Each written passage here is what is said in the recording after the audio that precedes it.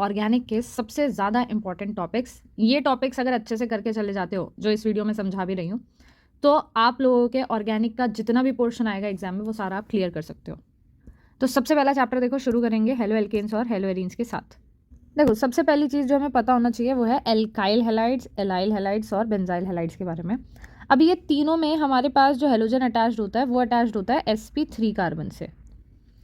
अब sp3 carbon कौन सा? देखो, sp3 कार्बन मतलब ऐसा कार्बन जिससे 4 बॉन्ड जुड़े हुए हैं और सारे बॉन्ड सिंगल हैं, वो sp3 होगा। तो अब तीनों में फ़र्क क्या है? देखो, एल्काइल हैलाइड्स में हेलोजन डायरेक्टली एल्काइल से जुड़ा होता है। अगर हम लोग एलाइल हैलाइड्स की बात करें तो CH3 sp2 कार्बन तो है CH2, लेकिन ये sp2 कार्बन किससे जुड़ा हुआ है? डबल बॉन्ड से।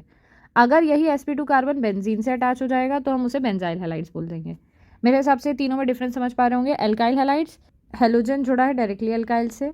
एलाइल हैलाइड्स, जिस कार्बन से हेलोजन जुड़ा है वो डबल बॉन्ड से जुड़ा है। बेंजाइल हैलाइड, जिस कार्बन से हेलोजन जुड़ा है वो बेंजीन से अटैच्ड है। इसके बाद देखो, हम कार्बन हेलोजन के नेचर के हिसाब से 3 तरीके के कंपाउंड्स बताते हैं। एक 1 डिग्री, एक 2 डिग्री, एक 3 डिग्री। अब ये सारों में चलेगा, पूरी ऑर्गेनिक में चलेगा ये। 1 डिग्री हम उसे कहेंगे जब हमारा कोई भी फंक्शनल ग्रुप ऐसे कार्बन से अटैच्ड है जो एक ही कार्बन से अटैच्ड है। सेकेंडरी, जब 2 कार्बन से अटैचमेंट होगा। टर्शरी, जब 3 कार्बन से अटैचमेंट होगा। फॉर एग्जाम्पल, ये प्राइमरी है, क्यों? क्योंकि इसमें जो हेलोजन अटैच्ड है वो एक ही कार्बन से अटैच्ड है। ये सेकेंडरी है, क्यों? क्योंकि इसमें जो कार्बन अटैच्ड है वो 2 कार्बन से अटैच्ड है। और ये टर्शरी है, क्योंकि यहाँ कार्बन 3 कार्बन से अटैच्ड है, इसीलिए ये हैलाइड हो गया टर्शरी हैलाइड। आगे बात करते हैं देखो नॉमेनक्लेचर की। अभी नॉमेनक्लेचर बहुत सिंपल है, इसे हम ज़्यादा नहीं समझेंगे क्योंकि हमने बहुत प्रैक्टिस की भी और बहुत मार्क्स का आता भी नहीं है। तो नॉमेनक्लेचर में देखो ऑर्डर होता है एक नेम करने का। सबसे पहले हम लिखते हैं प्रीफिक्स, फिर हम लिखते हैं वर्ड रूट और फिर हम लिखते हैं प्राइमरी सफिक्स। अब यही ऑर्डर चलेगा। इसके बाद एक और चीज़ आती है, वो आता है सेकेंडरी सफिक्स, जो कि प्राइमरी सफिक्स के बाद आएगा, जो बाद वाले चैप्टर्स में यूज़ होगा, लेकिन यहाँ उसका कोई काम नहीं है। अब प्रीफिक्स में हेलोजेंस हो सकते हैं फ्लोरो, क्लोरो, ब्रोमो, आइडो। वर्ड रूट में हमारे पास आता है कार्बन का नंबर, जो कि मेथ, एथ, प्रॉप कुछ भी हो सकता है depending on carbon number. Primary suffix अगर सिंगल बॉन्ड है तो एन, डबल बॉन्ड है तो इन और ट्रिपल बॉन्ड है तो आइन हो जाएगा। जैसे कि फॉर एग्जांपल ये हमारे पास एक कंपाउंड दे रखा है CH3 CH2 CH2Br। अब यहाँ पर हम देखें तो देखो 3 कार्बन है, 3 चीज़ें हैं यहाँ पर। एक है फंक्शनल ग्रुप, सबसे पहले प्रीफिक्स लिखेंगे, prefix will be Br, that means bromo. फिर इसके बाद लिखेंगे वर्ड रूट जो कि होगी प्रॉप, और लास्ट में आएगा primary suffix which will be N. तो तीनों को मिला दें तो क्या बनेगा? 1 ब्रोमो प्रोपेन, जो इस कंपाउंड का नेम है। इसी तरीके से और IUPAC हम कर सकते हैं। अगर आप चाहेंगे तो आपको और IUPAC के क्वेश्चंस प्रैक्टिस करा सकते हैं, आप कमेंट कर दीजिएगा। इसके बाद बात करते हैं कुछ फिजिकल प्रॉपर्टीज़ की। तो सबसे पहले अगर हम बात करें सॉल्युबिलिटी की, अब जनरल बात करेंगे पहले 2 मिनट। तो सॉल्युबिलिटी के लिए एक सबसे इंपॉर्टेंट चीज़ जो है वो है like dissolves in like.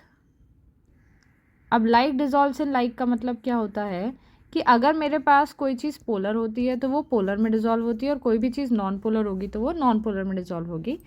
But क्योंकि वाटर के अंदर ऑर्गेनिक कंपाउंड को डिजॉल्व करने में मुश्किल होती है, इसीलिए अगर ऑर्गेनिक कंपाउंड को हमें वाटर के अंदर डिजॉल्व करना है, सो ऑर्गेनिक कंपाउंड के अंदर एक चीज़ होनी चाहिए सबसे ज़्यादा ज़रूरी, that is hydrogen bond formation. अगर हमारा कोई भी ऑर्गेनिक कंपाउंड हाइड्रोजन बॉन्ड बनाएगा वाटर के साथ तो वो वाटर में डिजॉल्व होगा। तो इसीलिए क्या हेलो एल्केन्स डिजॉल्व होंगे? नहीं होंगे। क्या हेलो एरीन्स डिजॉल्व होंगे? नहीं होंगे। दूसरी प्रॉपर्टी आती है देखो बॉइलिंग पॉइंट। अब ये भी हम जनरलाइज बात करते हैं पहले। तो बॉइलिंग पॉइंट देखो, बॉइलिंग पॉइंट मेजरली किस पे डिपेंड करेगी? बॉइलिंग पॉइंट डिपेंड करेगा फोर्स ऑफ अट्रैक्शन पे। जितना ज़्यादा फोर्स ऑफ अट्रैक्शन होगा पार्टिकल्स के बीच में, उतना ज़्यादा बॉइलिंग पॉइंट रहेगा। अब बॉइलिंग पॉइंट जो है वो कैसे बढ़ेगा? देखो, अगर हम कार्बन का नंबर बढ़ाते जाए तो बॉइलिंग पॉइंट बढ़ जाएगा। क्यों बढ़ेगा? देखो, क्योंकि कार्बन का नंबर बढ़ेगा तो मॉलिक्यूलर मास बढ़ेगा, और मॉलिक्यूलर मास बढ़ेगा तो फोर्स ऑफ अट्रैक्शन भी बढ़ेगा। ठीक है। एक और फैक्टर है जिसकी वजह से बॉइलिंग पॉइंट डिपेंड करता है, और वो है ब्रांचिंग। अब ब्रांचिंग का क्या इफेक्ट पड़ता है? देखो, इस केस में आपको ब्रांच नहीं दिख रही है, इधर एक ब्रांच दिखी, इधर 2 ब्रांच दिखी। अभी ब्रांचिंग बढ़ाने से क्या होता है? देखो, सरफेस एरिया रिड्यूस हो जाता है। अगर सरफेस एरिया रिड्यूस हो गया तो क्या हो जाएगा? सरफेस एरिया रिड्यूस होने से हमारे पास जो भी बॉइलिंग पॉइंट है वो भी क्या हो जाएगा? रिड्यूस हो जाएगा। तो इसीलिए हमें क्या देखने को मिल रहा है कि ये सबसे ज़्यादा हाई बॉइलिंग पॉइंट है और ये सबसे ज़्यादा लो बॉइलिंग पॉइंट है।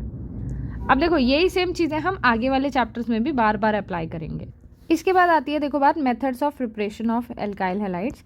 तो यहाँ पे काफ़ी सारे मेथड्स है, एल्केन से बना सकते हैं, एल्कीन से बना सकते हैं, अल्कोहल से बना सकते हैं, या फिर हेलोजन एक्सचेंज करके पहले के किसी पुराने हेलो एल्केन से बना सकते हैं। तो देखो सबसे पहले एल्केन से बनाने के लिए हमें सिंपल सी रिएक्शन करानी है विच इज़ क्लोरीनेशन। क्लोरीनेशन कराने के लिए क्या करते हैं, सनलाइट की प्रेजेंस में क्लोरीन ऐड करते हैं। जब तक हाइड्रोजन रहेगा हाइड्रोजन हटके कौन लग जाएगा, Cl। अगर फिर से करेंगे तो फिर से Cl लग जाएगा। लेकिन अगर मुझे किसी भी एक स्टॉप पे इसको रोक देना है तो हम यहाँ पर क्या लिखते हैं, कंट्रोल्ड। याद है ना, कंट्रोल उदय कंट्रोल। तो ये जो बाद का रिएक्शन है सारा रुक जाएगा, यही हमारा लास्ट प्रोडक्ट मिल जाएगा। दूसरा तरीका है हेलो एल्केन बनाने का कि हम एल्कीन का यूज़ कर लें। अब देखो एल्कीन का यूज़ करेंगे तो हम कोई इसके अंदर HX ऐड करेंगे। अब जब हम HX ऐड करेंगे डबल बॉन्ड टूटेगा, एक कार्बन पे H दूसरे कार्बन पे X लग जाएगा। प्रॉब्लम तब आती है जब हमारे को एल्कीन मिलता है अनसिमेट्रिकल। देखो ये तो सिमेट्रिकल एल्कीन है, कोई दिक्कत नहीं है, इस पे H लगा दो, इस पे H लगा दो, कहीं पे भी कुछ भी कर दो, कोई फ़र्क नहीं पड़ता। प्रॉब्लम तब आएगी जब हमारे पास अनसिमेट्रिकल एल्कीन होगी, जो कि यहाँ पर अभी हमें देखने को नहीं मिल रही है। अब जब प्रॉब्लम आएगी तो सॉल्यूशन कहाँ से मिलेगा कि कहाँ हेलोजन लगाएं, कहाँ हाइड्रोजन लगाएं। तो उसके लिए आए हैं भैया मार्कोनिकॉफ। अब मार्कोनिकॉफ जी क्या कहते हैं, देखो ये बड़ी अच्छी सी बात कहते हैं एक, कि नेगेटिव वाले पार्ट को वहाँ पर अटैच करो जहाँ पर laser number of hydrogen atoms होंगे। ठीक है, एक ही बात याद रखनी है क्या, कि नेगेटिव वाले को वहाँ लगाना है जहाँ पे कम हाइड्रोजन होंगे। अब अगर ज़्यादा वाले पे लगाने का मन कर जाए तो क्या करें, तो उसके लिए है ना दूसरा रूल, उसके लिए दूसरा रूल है एंटी मार्कोनिकॉफ रूल। अभी एंटी मार्कोनिकॉफ रूल क्या है और इसमें एंटी क्यों लगाया, क्योंकि उल्टा है मार्कोनिकॉफ का। मतलब अब की बार नेगेटिव वाला वहाँ पर जाके अटैच होगा जहाँ पे ज़्यादा नंबर ऑफ हाइड्रोजन्स है। अब कब मार्कोनिकॉफ लगेगा, कब एंटी मार्कोनिकॉफ लगेगा, उसके लिए हमें देखना है इस वर्ड को, दैट इज पेरोक्साइड या बेंजोइल पेरोक्साइड को। अगर हम पेरोक्साइड डालेंगे तो रिएक्शन एंटी मार्कोनिकॉफ होगा, अगर हम पेरोक्साइड नहीं डालेंगे तो हम मार्कोनिकॉफ के हिसाब से प्रोडक्ट बनाएंगे। जैसे कि ये रिएक्शन दिख रही है, इसके अंदर हमने यहाँ पे पेरोक्साइड लिखा है, तो Br यानी नेगेटिव वाला वहाँ जाएगा जहाँ पे ज़्यादा हाइड्रोजन है, दैट मीन्स इस वाले CH2 के साथ अटैच होगा। ओके, तो ये एंटी मार्कोनिकॉफ हो गया। मार्कोनिकॉफ में क्या होता है, कम वाले पे जाता है। इसके बाद बात करते हैं अल्कोहल्स के साथ कैसे बनाएं। तो देखो अल्कोहल से बनाने के बहुत सारे रिएक्शन है, बहुत सारे तरीके हैं। हम ज़्यादातर देखो इस वाले रिएक्शन को बात करेंगे, या फिर हम और कोई पसंद हो तो तुम देख लेना, बाकी सबसे ज़्यादा इंपॉर्टेंट यही वाला है। अब देखो थायनाइल क्लोराइड के साथ रिएक्शन कैसे होगी, हमने अल्कोहल लिया, साथ में डाला थायनाइल क्लोराइड, हमें क्या मिलेगा, देखो ये OH हटा, Cl लग गया। अब Cl लगने के साथ ये जो दोनों मिल रहे हैं हमें SO2 और HCl, ये क्या होते हैं, ये गैसियस फॉर्म में मिलते हैं। इसीलिए रिएक्शन बहुत ही बढ़िया रिएक्शन मानी जाती है, क्योंकि गैस है, निकल के अपने बाहर, बचा कौन, हेलो एल्केन। तो हमें कुछ भी सेपरेशन वगैरह करने में मेहनत नहीं करनी पड़ती। अब देखो इस मेथड के बाद अगला मेथड है हेलोजन एक्सचेंज। अब हेलोजन एक्सचेंज करा के दो बहुत ही फेमस रिएक्शन है, इसमें से ये वाली ज़्यादा इंपॉर्टेंट है, ये है फिंकलस्टीन रिएक्शन। अभी फिंकलस्टीन रिएक्शन में क्या है, देखो हमने कोई भी अल्काइल हैलाइड लिया, साथ में डाला सोडियम आयोडाइड, एसीटोन डाला, क्यों, क्योंकि सॉल्वेंट है, थोड़ा बहुत हीट किया, तो होगा क्या, देखो जैसे डबल डिस्प्लेसमेंट होती थी वैसे ये रिएक्शन होगी। ये Br हट गया, Na के साथ गया, ये इसका I इसके साथ आगे अटैच हो गया, तो हमें क्या मिल गया, हमारा अल्काइल हैलाइड। इसी की तरीके से एक और रिएक्शन होती है, वो होते हैं स्वार्ट्स रिएक्शन। अभी स्वार्ट्स रिएक्शन में क्या है, हम फ्लोरीनेटिंग कंपाउंड्स बनाएंगे, फ्लोरोइथेन या फ्लोरोएल्केन। कैसे, हमने एक फ्लोरीनेटिंग एजेंट डाला Hg2F2, सेम तरीके से Cl Hg के साथ रिएक्ट कर लेगा और फ्लोरीन एल्केन के साथ, तो हमें मिल जाएगा फ्लोरोइथेन। और ये जो प्रोडक्ट है इस रिएक्शन को हम बोलते हैं स्वार्ट्स रिएक्शन।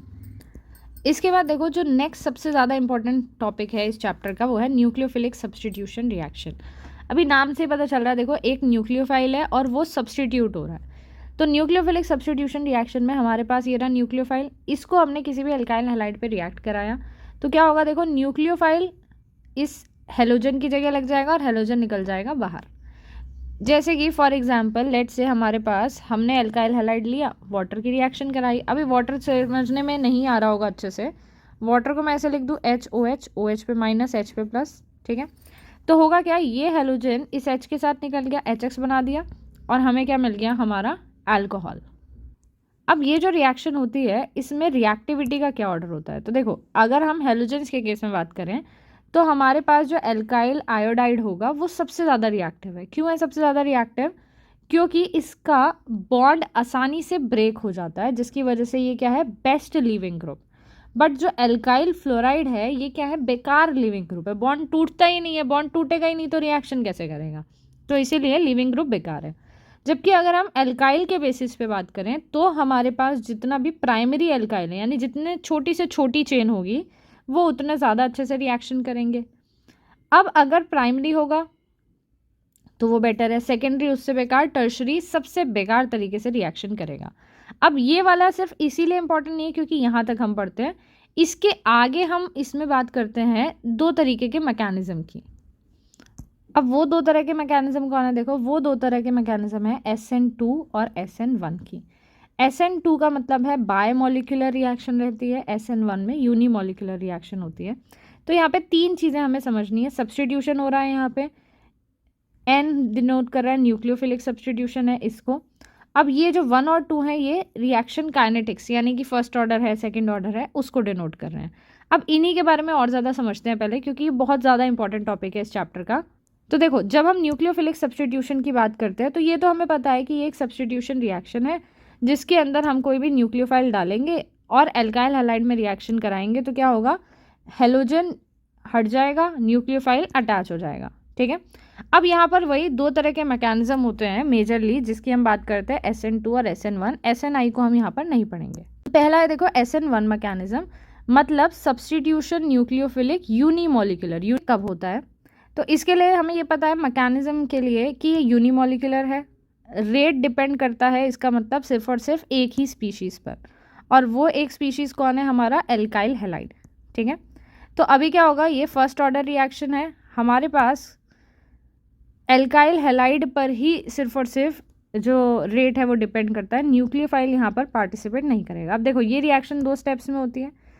जो फर्स्ट स्टेप है वो हमारा रेट डिटरमाइनिंग स्टेप है, क्योंकि वो कैसा स्टेप है, स्लो स्टेप है। हमें पढ़ा था जो कॉम्प्लेक्स रिएक्शन होती है उसमें स्लो स्टेप के थ्रू रेट डिटरमाइन होता है। और जो सेकंड स्टेप रहेगा वो हमारा होगा फास्ट स्टेप, जो हमारे रेट को इन्फ्लुएंस नहीं करता, ठीक है। तो पहले स्टेप में क्या हो रहा है, देखो जो बॉन्ड है हमारे पास वो ब्रेक होगा, दैट मीन्स ये बॉन्ड यहाँ से धीरे धीरे धीरे धीरे ब्रेक होगा एल्काइल का और हैलाइड का, जिससे हमें क्या मिलेगा, कार्बोकेटाइन मिल जाएगा। तो यहाँ पर हम ये भी कह सकते हैं कार्बोकेटाइन की स्टेबिलिटी के ऊपर हमारा रेट डिटरमाइन होता है। अब न्यूक्लियोफाइल जो है उसके बाद जाके अटैक करेगा, दैट मीन्स ये कार्बोकेटाइन था, न्यूक्लियोफाइल आया और हमारे पास रिएक्शन हो गई, दैट मीन्स न्यूक्लियोफाइल आकर के अटैच हो गया। अब ये स्टेप क्योंकि फास्ट स्टेप है इसीलिए ये रेट को इफ़ेक्ट नहीं करेगा। ये स्टेप है जो कि हमारे रेट को इफ़ेक्ट करता है, क्योंकि ये एक स्लो स्टेप है। ऐसा समझो जो बच्चा धीरे समझ रहा है उसके स्पीड पर डिपेंड करता है पूरी क्लास कैसे समझेगी, ओके। अब इसका एग्जाम्पल समझते हैं। जैसे कि यहाँ पर आपको दिख रहा होगा कि हमने एक कंपाउंड लिया है, इसमें हमने वाटर डाला तो वही सेम रिएक्शन होगा। देखो OH आकर के Br की जगह अटैच हो गया, HBr निकल गया बाहर। अब देखो यहाँ पर जो फॉर्मेशन होता है वो होता है कार्बोकेटाइन का, यानी कि अगर हम रिएक्शन के कोऑर्डिनेट्स को देखें तो ये मेरे पास रिएक्टेंट था, ये मेरे पास प्रोडक्ट है।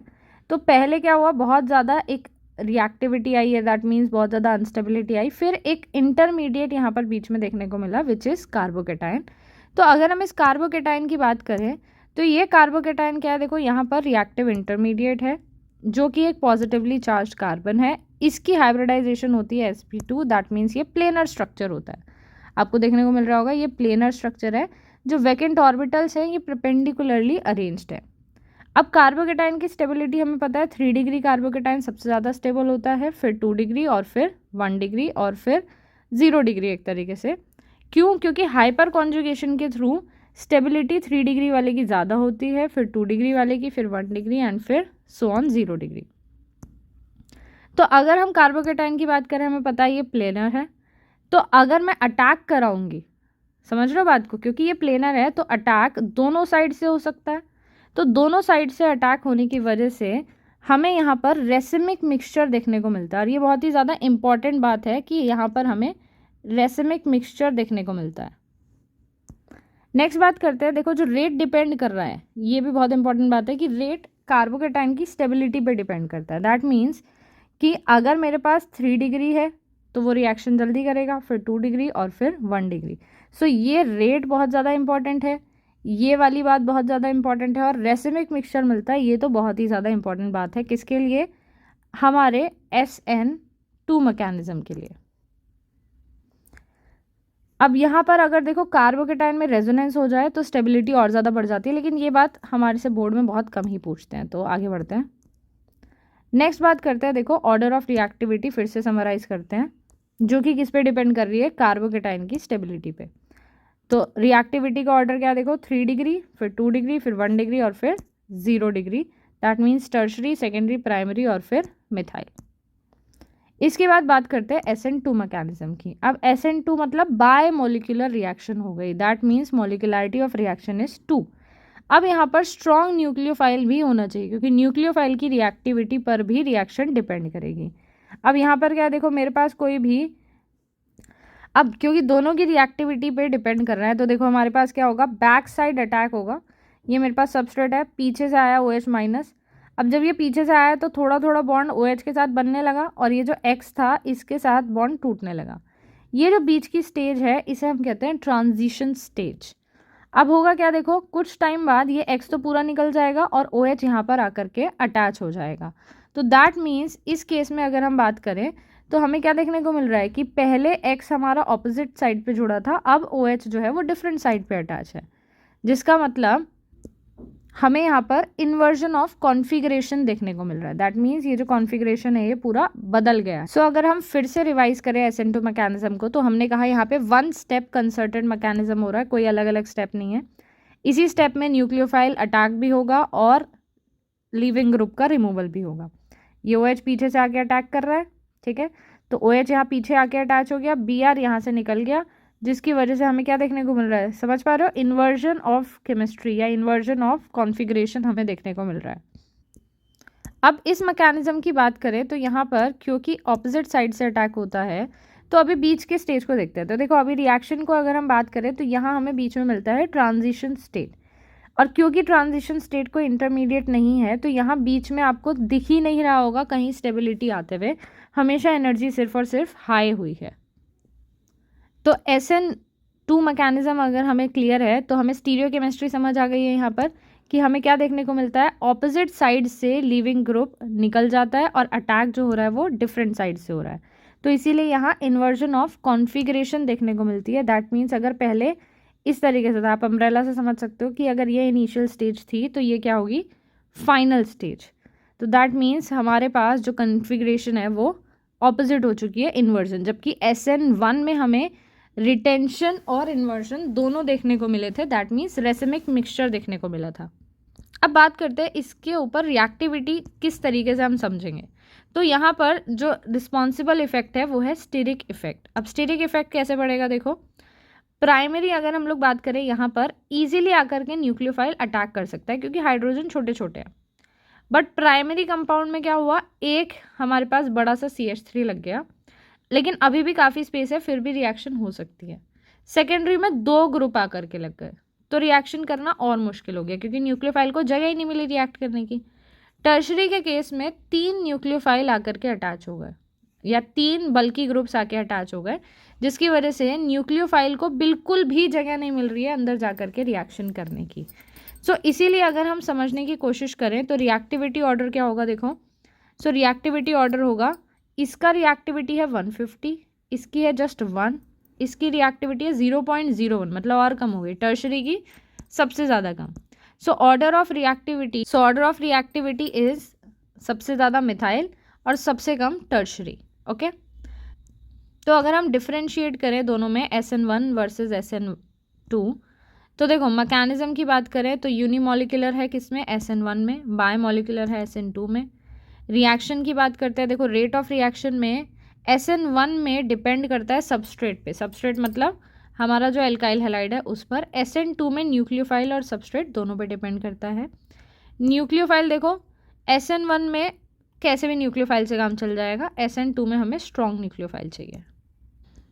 अब देखो जो न्यूक्लियोफाइल होता है ये एक बड़े खास तरह का न्यूक्लियोफाइल है, दैट इज एम्बीडेंटेड न्यूक्लियोफाइल। अब ये एम्बीडेंटेड न्यूक्लियोफाइल क्या है, देखो अगर मेरे पास कोई न्यूक्लियोफाइल ऐसा हो जिसमें एमबी का मतलब होता है दो, तो कोई भी दो डोनर साइड्स हैं, मतलब दोनों साइड से न्यूक्लियोफाइल की तरह बिहेव कर सकता है, लेकिन एक बारी में एक ही काम करेगा। जैसे फॉर एग्जांपल साइनाइड में अगर हम बात करें तो हमारे पास कार्बन नाइट्रोजन दोनों के पास अपना लोन पेयर्स होते हैं या इलेक्ट्रॉन पेयर्स होते हैं, तो कार्बन के थ्रू भी लिंक हो सकता है जिस केस में हमें मिलेगा एल्काइल साइनाइड्स, और नाइट्रोजन के थ्रू भी लिंक हो सकता है जिस केस में हमें मिलेगा एल्काइल आइसोसाइनाइड्स। इसी तरीके से देखो एक और एग्जांपल ले सकते हैं एम्बीडेंटेड न्यूक्लियोफाइल का, विच इज़ नाइट्राइट।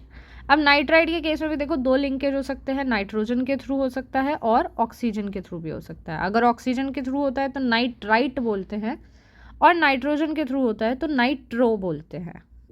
न्यूक्लियोफाइल के बाद जो दूसरी बहुत इंपॉर्टेंट रिएक्शन है वो है एलिमिनेशन रिएक्शन। अब एलिमिनेशन रिएक्शन में क्या है, देखो हमने कोई भी हेलो एल्केन लिया, अल्कोहलिक KOH यानी स्ट्रॉन्ग बेस डाला। अब स्ट्रॉन्ग बेस डालने से क्या होगा, देखो अल्फा का हाइड्रोजन या अल्फा का हेलोजन, हेलोजन क्यों बोल रहे हैं, देखो जिस पे भी फंक्शनल ग्रुप लगा होता है उस कार्बन को हम बोलते हैं अल्फा, तो अल्फा का हेलोजन और बीटा का हाइड्रोजन दोनों रिमूव होगा और यहाँ पर क्या बन गया, डबल बॉन्ड। अब ये रिएक्शन वैसे समझने में बहुत ईजी लग रही है, लेकिन मेजर प्रॉब्लम आती है जब हमें क्या देखने को मिलता है, अनसिमेट्रिकल। अगर मान लो मेरे पास यहाँ पर हेलोजन लगा है सेंटर वाले कार्बन पे, अनसिमेट्रिकल है, तो देखो दो तरह से काम हो सकता है। दो तरह से कैसे हो सकता है, देखो एक हो सकता है इस वाले कार्बन का हाइड्रोजन रिमूव हो जाए, या हो सकता है इस कार्बन का हाइड्रोजन रिमूव हो जाए। तो दोनों केस में हमें दो तरह के प्रोडक्ट्स मिलेंगे। अब कौन से वाला प्रोडक्ट ज़्यादा होगा और कौन से वाला प्रोडक्ट कम होगा, तो देखो वो प्रोडक्ट, अब इसके लिए हमें एक रूल दिया है सेड्जफ नाम के साइंटिस्ट ने। उन्होंने क्या बोला, देखो उन्होंने कहा वो वाली एल्कीन ज़्यादा स्टेबल होगी जिस पे हमारे पास ज़्यादा एल्काइल ग्रुप्स अटैच्ड होंगे।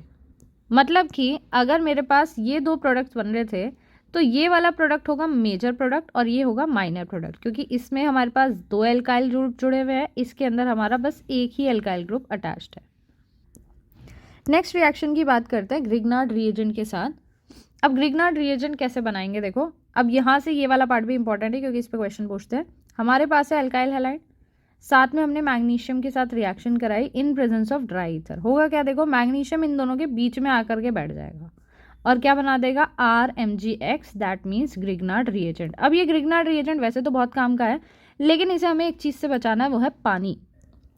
अब देखो पानी के साथ क्यों बचाना है, ये मेरे पास ग्रिग्नार्ड रिएजेंट है, अगर मैं इसके साथ वाटर ऐड कर दूँ तो क्या होगा, देखो ये वाटर के साथ ऐड करके ये जो यहाँ का एक H है वो इस R के साथ अटैच हो जाएगा, यानी R के साथ लग गया H, और जो MgX था उसके साथ अटैच हो जाएगा OH। तो इसीलिए क्योंकि हमें एल्केन मिल रहा है, बाकी से हमें मतलब नहीं, क्योंकि हमें एल्केन वापस मिल गया तो हम इतनी मेहनत करके ग्रिग्नार्ड रिएजेंट के साथ रिएक्शन करेंगे ही क्यों। इसीलिए हमें इसे वाटर या कोई भी ऐसी चीज़ से बचाना होता है जो भी H रिलीज कर सकती है।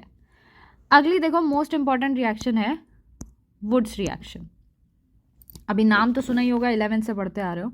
वुड्स रिएक्शन में क्या होगा, हमारे पास कोई भी अल्काइल हैलाइड है, कोई दो अल्काइल हैलाइड लिए, सोडियम डाला, अब यहाँ पर प्रोडक्ट बनेगा कैसे, देखो ये X और ये दो Na मिल करके NX बना लेंगे और हमारे अल्काइल आपस में अटैच हो जाएंगे। जैसे कि फॉर एग्जांपल ये रिएक्शन आपको दिख रही होगी, हमने लिया मिथाइल क्लोराइड तो हमें इथेन मिल गया। तो वुड्स रिएक्शन ज़्यादातर इसीलिए यूज़ की जाती है जब कार्बन के नंबर को हमें डबल करना होता है। देखो नेक्स्ट बात करते हैं इस चैप्टर के एक ऐसे हिस्से के बारे में जो हम लोगों ने यहाँ पर समझा है और ये एग्ज़ाम में ज़रूर पूछा जाता है, वो है स्टीरियोकेमिस्ट्री। अब स्टीरियोकेमिस्ट्री यानी कि ऑप्टिकल आइसोमेरिज्म की हम लोग यहाँ पर बात कर रहे हैं, जो हमने अभी तक नहीं पढ़ा था। तो आज तक आप लोगों को याद होगा हमने शुरू में आइसोमर्स पढ़ा था, फिर हमने कहा था आइसोमर्स दो तरह के होते हैं, जहाँ पर बॉन्ड कनेक्टिविटी से काम हो जाता है वो होता है कॉन्स्टिट्यूशनल, जहाँ पे अरेंजमेंट डिफरेंट हो जाता है, 3 डायमेंशनल डिफरेंट अरेंजमेंट हमें देखने को मिलता है, उन्हें हम कहते हैं स्टीरियो आइसोमर्स। अब अगर स्टीरियो आइसोमर्स की हम लोग बात करें तो ये भी दो तरीके के थे, यहाँ पर कॉन्फिगरेशनल होते हैं और कॉन्फर्मेशनल भी होते हैं। तो कॉन्फर्मेशनल जहाँ पे फ्री रोटेशन हो रहा है, जो हमने 11th में पढ़ा था, न्यूमैन प्रोजेक्शन या 100 हॉर्स प्रोजेक्शन, कॉन्फ़िगरेशनल हम अब पढ़ते हैं। तो देखो अभी कॉन्फ़िगरेशनल की बात करें तो यहाँ पर ज्योमेट्रिकल हो सकता है और ऑप्टिकल हो सकता है। ज्योमेट्रिकल हमें अभी यहाँ बात ही नहीं करनी, हमें सिर्फ बात करनी है किसकी, ऑप्टिकल आइसोमेरिज्म की। तो ऑप्टिकल आइसोमेरिज्म की बात करें तो ऐसे दो या दो से ज़्यादा आइसोमर्स जिसमें डिफरेंट ऑप्टिकल एक्टिविटी मिलती है उन्हें हम ऑप्टिकल आइसोमर्स बोलते हैं। अब ऑप्टिकल एक्टिविटी का मतलब क्या है, देखो अगर हमने किसी भी मॉलिक्यूल को लिया और उसमें हमने प्लेन पोलराइज लाइट से पास मतलब प्लेन पोलराइज लाइट पास कराई तो वो मॉलिक्यूल प्लेन पोलराइज लाइट को रोटेट कर देता है। अब देखो कुछ इस तरीके का इंस्ट्रूमेंट होता है, दिस इज पोलरीमीटर। ये क्या कर रहा है, देखो इनिशियल स्टेज मान लो ऐसी थी, फाइनल स्टेज हमारे पास क्या हो गया। अब दिमाग में एक क्वेश्चन आया होगा कि ये प्लेन पोलराइज लाइट क्या है। तो देखो प्लेन पोलराइज लाइट क्या है कि हमारे पास ये नॉर्मल लाइट है, ठीक है, जो सारे डायरेक्शंस में मूव कर रही है। प्लेन पोलराइज लाइट क्या होती है, देखो अगर मैं इस लाइट को एक ही प्लेन में पोलराइज कर दूं तो ये हो जाएगी मेरी प्लेन पोलराइज लाइट। ओके, ये है ऑर्डिनरी लाइट और ये है प्लेन पोलराइज लाइट। अब बात करते हैं ये काम कैसे करता है। तो देखो हमारे पास क्या है, देखो सबसे पहले हमने एक लाइट पास करी, ये ऑर्डिनरी लाइट थी, फिर हमने पोलराइज़र लगाया, पोलराइज़र ने लाइट को प्लेन पोलराइज कर दिया। अब देखो हमने यहाँ पर एक सैम्पल ट्यूब ली जिसके अंदर हमने हमारा कंपाउंड डाला है। तो आप देख सकते हो ये नॉर्मली जो लाइट गई थी वो गई थी प्लेन पोलराइज और ये एक एंगल पे रोटेट हो गई। तो जितने एंगल पे ये लाइट रोटेट हो रही है वो हमने एनालाइज कर लिया एनालाइजर के थ्रू। अब अगर ये रोटेट हो रहा है कंपाउंड के थ्रू लाइट, तो दैट मीन्स वो कंपाउंड कैसा था, ऑप्टिकली एक्टिव। अगर लाइट पोलराइज नहीं हो रही है तो दैट मीन्स कंपाउंड है ऑप्टिकली इनएक्टिव। तो देखो ऑप्टिकली एक्टिव कंपाउंड वो है जो इस लाइट को प्लेन पोलराइज लाइट को रोटेट कर देगा। अनऑप्टिकली ऑक्टिव या फिर हम कह सकते हैं ऑप्टिकली इनएक्टिव कंपाउंड वो होगा जो कि प्लेन पोलराइज लाइट को रोटेट नहीं करेगा। अब देखो रोटेशन दोनों तरफ से हो सकता है भाई, क्लॉकवाइज भी हो सकता है, एंटी क्लॉकवाइज भी हो सकता है। उसके बेसिस पे हमारे पास दो तरह के कंपाउंड्स होते हैं, डेक्स्ट्रो रोटेटरी और लीवो रोटेटरी। डेक्स्ट्रो मतलब जो रोटेशन करेगा राइट साइड पे, that means clockwise. Levo rotatory जो रोटेशन करेगा लेफ्ट साइड पे, दैट मीन्स एंटी क्लॉकवाइज। तो देखो जैसे कि ये वाले कंपाउंड को देखें तो ये डेक्स्ट्रो रोटेटरी है, क्यों, देखो ये क्लॉकवाइज रोटेट कर रहा है, जबकि दूसरा वाला कंपाउंड ये हमारे पास क्या है, देखो ये लीवो रोटेटरी है, ये लेफ्ट साइड पे रोटेट हो रहा है। ओके, दिख रहा है ना, लेफ्ट साइड पे रोटेट होता हुआ। अब इन रोटेशन से देखो एक और यहाँ पर बहुत इंपॉर्टेंट बात है जो हमें समझनी है, वो है इनैंशियोमर्स। तो इनैंशियोमर्स क्या होता है, देखो अब जैसे ये जो हाथ है हमारे, ये दोनों हैं इनैंशियोमर्स। कैसे इनैंशियोमर्स है, ये एक दूसरे के मिरर इमेज तो है लेकिन सुपर इम्पोज हो सकता है एक दूसरे के ऊपर, तो ये एक दूसरे के ऊपर सुपर इम्पोज नहीं हो सकता। ओके, सो ये एक दूसरे के ऊपर सुपर इम्पोज हो पाएंगे क्या, नहीं हो पाएंगे। राइट हैंड लेफ्ट हैंड पे कभी भी सुपर इम्पोज नहीं हो पाता। बट अगर मैं एक सीजर लूँ तो क्या वो कायरल होगी। अब कायरल वर्ड क्या है, देखो कायरल वर्ड हम उसे बोलते हैं ऐसे कंपाउंड्स जो ऑप्टिकल एक्टिविटी शो करते हैं।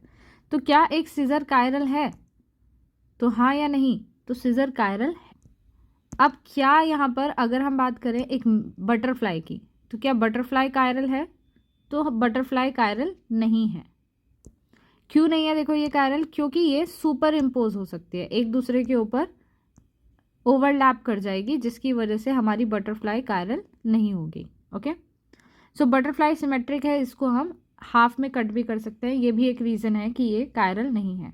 तो अब देखते हैं कुछ एग्जाम्पल्स हमारे मॉलिक्यूल्स की जो कि कायरल है। असिमेट्रिकल मॉलिक्यूल्स कायरल होते हैं। अब देखो कैसे पता करें, अगर एक कार्बन जिसके पास चारों ग्रुप्स डिफरेंट लगे हुए हैं तो ऐसा कंपाउंड कायरल होगा। ये भी कैसा होगा, देखो कायरल, चारों ग्रुप्स डिफरेंट है।